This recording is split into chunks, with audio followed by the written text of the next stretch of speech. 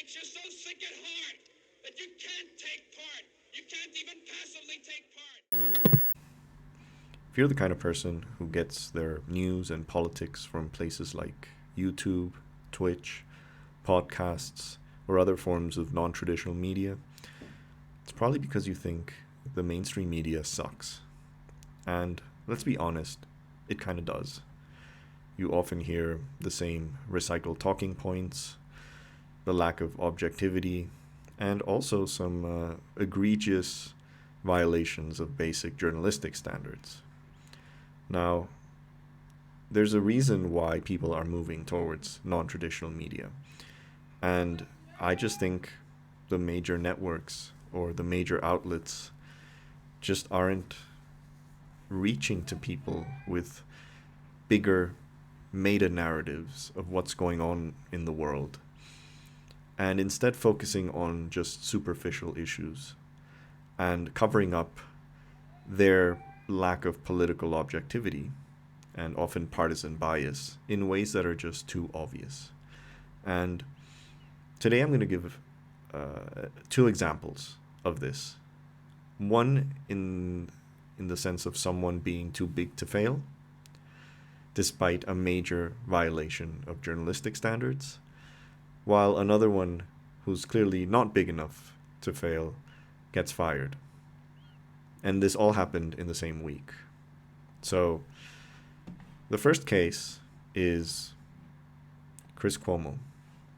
He is an anchor at CNN, very popular one, who has recently been accused of offering essentially PR advice to his brother, Andrew Cuomo, who is the sitting governor of New York.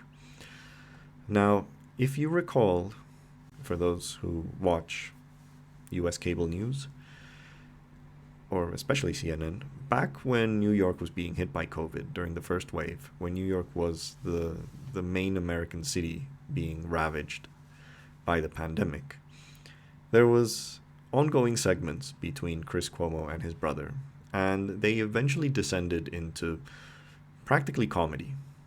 So much that there were running jokes that the Cuomos were going to be the next sitcom. And this was at a time when Andrew Cuomo was being hailed as the next sort of New York post-disaster American hero. Many people saw him as like a last-minute Democratic candidate instead of Biden. And this came despite the fact that Andrew Cuomo has a very, very dark history behind him. He's a 3-term governor who's been accused of corruption. He's been accused of almost mafioso handlings with his enemies. He basically reduced the number of ICU beds in the years before the pandemic and then complained that there weren't enough. And it's only because Trump was just so bad at handling the pandemic at a national level that it obscured the fact that Andrew Cuomo was in many ways guilty of the crisis that New York ended up having. He also lied about the number of deaths in care centers in New York City. And most recently, he's also been accused of numerous sexual harassment allegations, which I think should surprise no one. So I'm going to show you a video of just how cringy these, the brotherly banter between these two were back in, this is from May. So just look at this. This is embarrassing for a major news channel. Is it true that this was the swab that the nurse was actually using on you, and that at first it went into your nose and disappeared? Oh, and it didn't end there. In scale, this was the actual swab that was being used to fit up that double-barrel shotgun that you have mounted on the front of your pretty face. See, I said I was going to be nice and sweet. I just want a yes, no. The New York governor and CNN host could barely contain their laughter. So I'm showing this clip from Entertainment Tonight because clearly this was all meant for entertainment. And this is basically humanizing a guy who doesn't deserve to be humanized given his record. And that's what's really problematic by it, because this is a clear conflict of interest and a clear violation of journalistic standards, because you can't really be in the business of reporting the news, which may involve Andrew Cuomo and may involve very negative things about Andrew Cuomo, when you've spent so many segments basically having that kind of on-air relationship. Now, in itself, it's not wrong to advise someone in your family. If I had a brother or sister who was a tax consultant and they gave me free tax advice, that would not be wrong. But this is a news channel. You know, you're supposed to be objective, even though we know they're not. But you're at least supposed to give the impression that you are. And CNN here failed completely at that. And the worst part is the network said Cuomo will not be disciplined. So there you go. Just because you're a popular anchor in your network, despite the fact you do something like this, you get no repercussions whatsoever. I mean, I'm sure he was maybe chastised in private, but you face no discipline whatsoever. Of course, if you're not Chris Cuomo and don't have a major primetime news segment, the story is a bit different. And this is Emily Wilder. She's a young journalist who was hired by the Associated Press straight after graduating from Stanford in 2020. And she was fired just a few days ago, allegedly because she was part of pro-Palestine groups back during her Stanford days. Here's the story. So the Stanford College Republicans, which is their right-wing student group, they worked with various right-wing outlets to get her fired.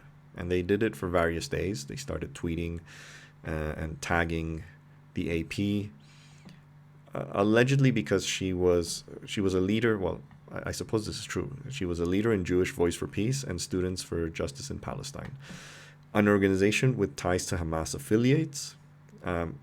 After you see what kind of people they are, I think this should be put into doubt. So, an organization with alleged ties to Hamas affiliates and which is allegedly notorious for inflicting acts of intimidation and violence against pro-Israel students. So this is really funny because these are the people who complain about cancel culture on the left, but have no problem whatsoever in doing it themselves. And I know a lot of people say that cancel culture isn't real. Oh, it is real, and it's on both sides, and the right is just as guilty of it. In fact, historically, it's been the right who has been guilty of cancel culture more than the left. And apparently she said some other things. I think the real reason is that she called Ben Shapiro a little turd, which objectively speaking is true. Ben Shapiro is, in fact, a little turd.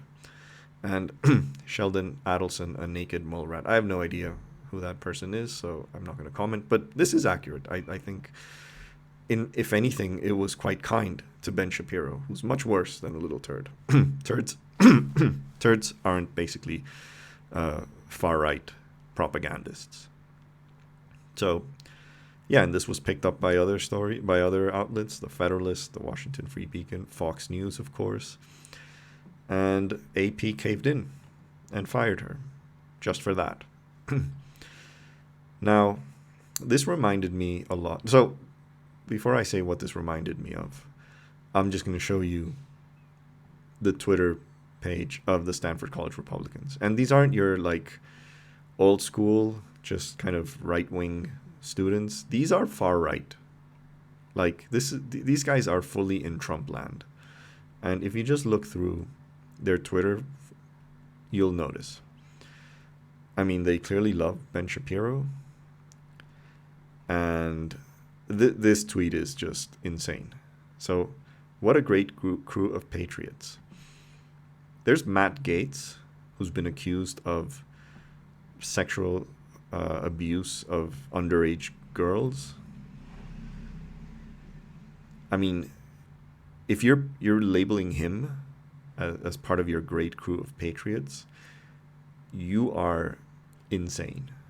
Like, you are fully in. Like, there is no way that you can, that this comes from the mouths of moderates. Okay? This is not like a center right. These are far right people. Here's Marjorie Taylor Greene, which I recently made a video of, and she is probably the most batshit insane legislator in the US, and the bar is high for insanity.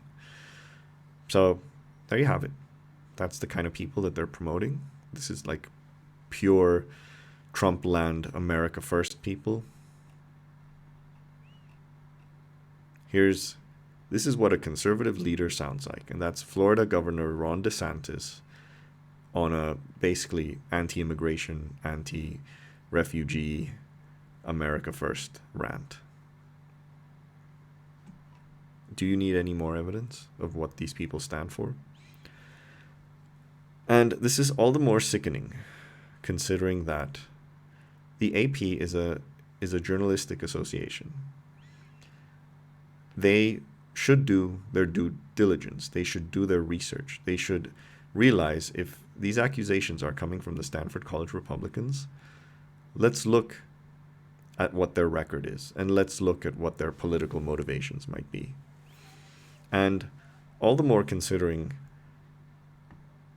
you're firing someone for their apparent pro-Palestinian activism, and she's Jewish, I should add,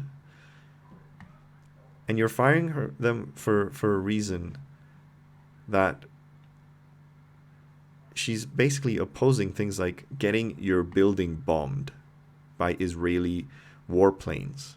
So how can you be a company where your offices in Gaza got blown up by Israel and all your equipment there, impairing your ability to report on the news, and you still fire someone because of their activist record during her college years? This is crazy. Like, this is just so utterly spineless that it beggars belief. And it reminds me of some other cases that are similar. A couple of years ago, Sam Seder, who's a podcaster, he runs the Majority Report, which is probably my favorite source of U.S. news. It's really good. I strongly recommend people to watch it. He's a cool guy. I like him.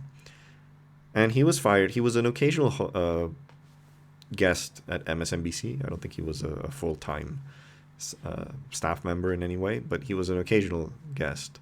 And he was fired from MSNBC after this tweet from 2009 was uncovered.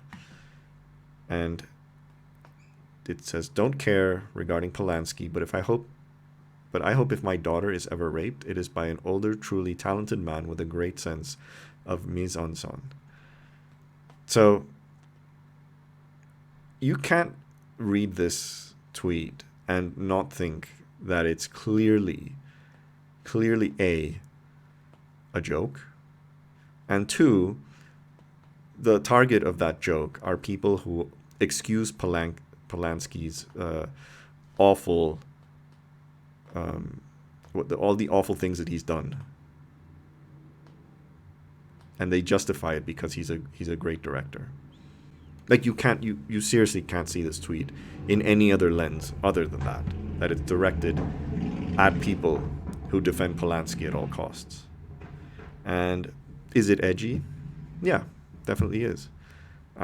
Especially now when we're used to essentially making it a habit of not making rape jokes in any way, even though this clearly is a joke that is directed at the rapist. It's punching up, it's not punching down. And there was also the case of James Gunn. He was the director of Guardians of the Galaxy, and he was also fired because some tweets, also 2009. 2009 must be the year of regrettable tweets.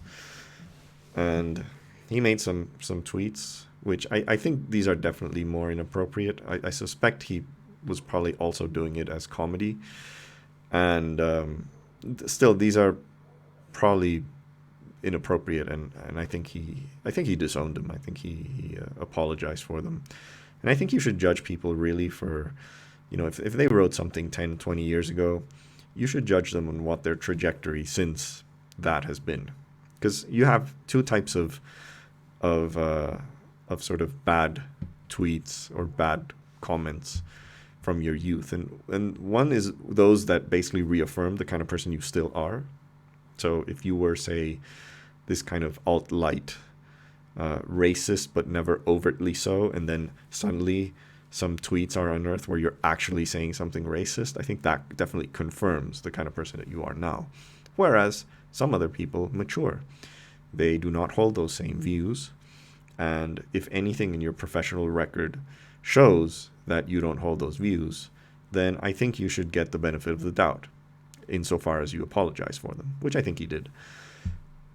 Now, in both cases, they were eventually reinstated, which is good, but I think the damage was done. It shows that a lot of these organizations are so terrified of any kind of backlash from the right that they will forget due diligence, and they will forget that there is any political motivation. And there was, because the same person that got these two people fired was Mike Cernovich, also known in his alt-right circles as Crazy Mike. He is essentially a rape apologist and conspiracy theorist. He was one of the people behind Pizzagate. And he has been behind this, sort of unearthing embarrassing tweets from known liberals or left-wingers, so that then they lose their jobs. This is his MO. And if you do your due diligence, if you research who Mike Cernovich is, you will find out that he is probably one of the most despicable human beings in the alt-light ecosystem. He's been basically banned from every major social media platform. He's just horrible. And there is clearly no good intent in this guy's his revelations on people like Sam Seder or James Gunn. And that's why they should have made some due diligence. And again, all the more egregious what happened to Emily Wilder, because this is the Associated Press. You're journalists. You investigate. You're supposed to see through the bullshit. And on top of that, you get paranoid over any kind of pro-Israeli backlash. When Israel blew up your fucking office building. This is not just infuriating. It's just so spineless. So disgusting. But, as I said at the beginning, there's a reason why people are starting to get their news outside of major outlets, major networks. If you look at the data, U.S. cable news, for example, which has been the standard of how Americans get their news, they've been doing terrible. Here's a latest Nielsen poll on viewership. This is from April. Fox News averaged 2.24 million viewers in primetime, down 39% from a year earlier, while MSNBC had 1.58 million, down 22%, and CNN was at 1.03 million, down 47%. That's half your viewership in a year. And admittedly, 2020 might have been a bit of an anomaly. People were in lockdown, hence watching more TV. It was an election year as well. People get their election news. But these shows have struggled to kind of create, especially CNN and MSNBC, to create kind of a meta-narrative, a meta-political narrative for the U.S., because basically all they did from 2016 to 2020 was 24-hour coverage of all the bad things Trump did. Like, all day, it was just orange man bad. No discussion of the structural aspects of American policymaking that many Americans actually do care about, and they end up voting on that basis. And, these are structural problems that preceded Trump, So, for example, police violence against blacks, that was not a post-2016 phenomenon. It happened just as bad during Obama. So they're really struggling to find a new narrative. And people notice. And I think that's why they go to other non-traditional outlets like YouTube, Twitch, podcasts, places like The Majority Report, which are much better at covering US politics than MSNBC or CNN by any standard of the imagination. And in the case of Fox News, probably because on the right, I mean, they're basically, so CNN and MSNBC are basically the Democratic establishment voice. And Fox News, I think, fools no one that they're the propagandists of the Republican Party. But even they are struggling because now there's outlets that are even more batshit crazy than they are. You know, places like Newsmax or One America News Network. They're way worse. They're even more biased towards the craziest far-right talking points than Fox News is. So that's really all I got to say.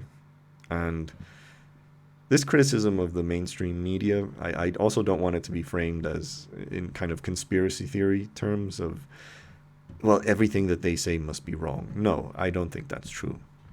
I don't think there is zero value in any of these networks. Well, maybe Fox News.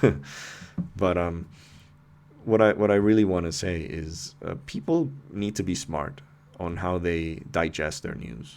And I use the word digest because it does involve kind of taking the nutrients and separating the waste. And this is often not easy.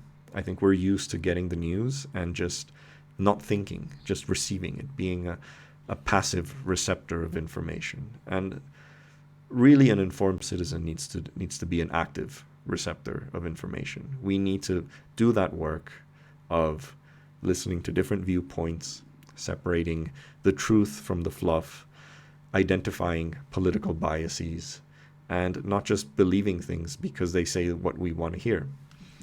And I say this because there's a lot of people who simply because something was quoted in a media outlet that they don't like because they think it's biased, then it's automatically wrong. And that's not necessarily the case. So we need to be smart about these things, but we need to see different viewpoints. And I think that's the beauty of the non-traditional media, that we're not sitting for an hour in front of the TV and just getting our news in that hour. Because if you're in front of the computer watching news for an hour, you can get it from so many different outlets, and then you end up making your own decision.